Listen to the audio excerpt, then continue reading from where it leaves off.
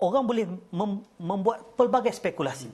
Apakah kita ini memang macam contohnya kita akan ada kerjasama ke dengan DAP dengan Anwar yang dibangkitkan hari ini, yang dikatakan jajaran baru, kan? Atau apakah kita ini memang berpatah arang ke dengan Kerajaan Perikatan Nasional?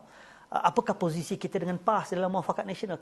Itu saja pun dah celaru macam-macam naratif. Tetapi yang paling penting, satu perkara yang kadang-kadang kita lupa, UMNO ini adalah satu parti yang tidak pernah kita bersendirian daripada kita merdeka sampai hari ini.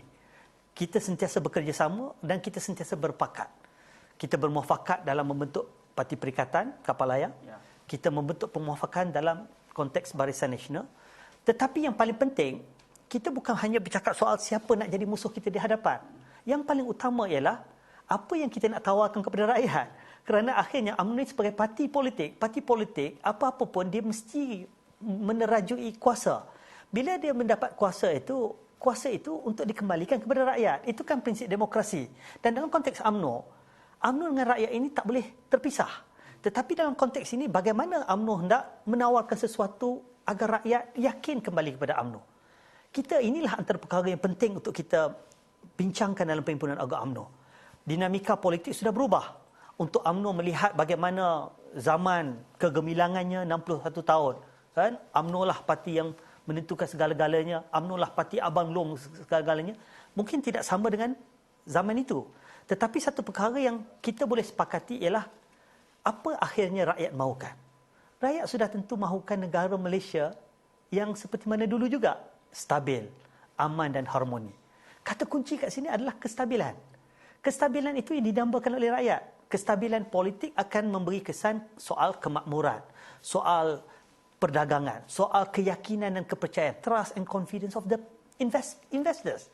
Hari ini masyarakat hanya melihat berapa banyak pelabur-pelabur keluar daripada negara. Pelaburan yang dulunya menumpukan kepada Malaysia hari ini pergi ke negara jiran, yang mengakibatkan pertumbuhan terencat. Peluang-peluang pekerjaan tidak ada. Angka pengangguran bertambah. Rakyat susah. Rakyat memikirkan kelangsungan hidup. Makanan di atas meja cukup atau tidak. Jadi ini yang UMNO perlu tawarkan kepada mereka dan berikan solusi.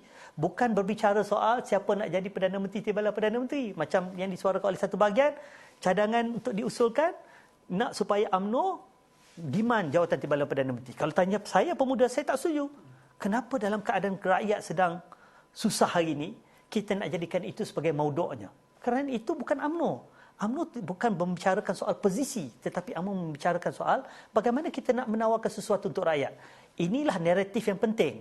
Kalau kita nak menawarkan sesuatu yang akhirnya rakyat boleh terima kita tidak boleh tawarkan hanya momokkan yang akhirnya dilihat kita ni gelojoh, sombong, angkuh soal nak kuasa semata-mata. Tetapi yang paling penting, kita tawarkan idea-idea yang boleh kita memberikan solusi kepada rakyat.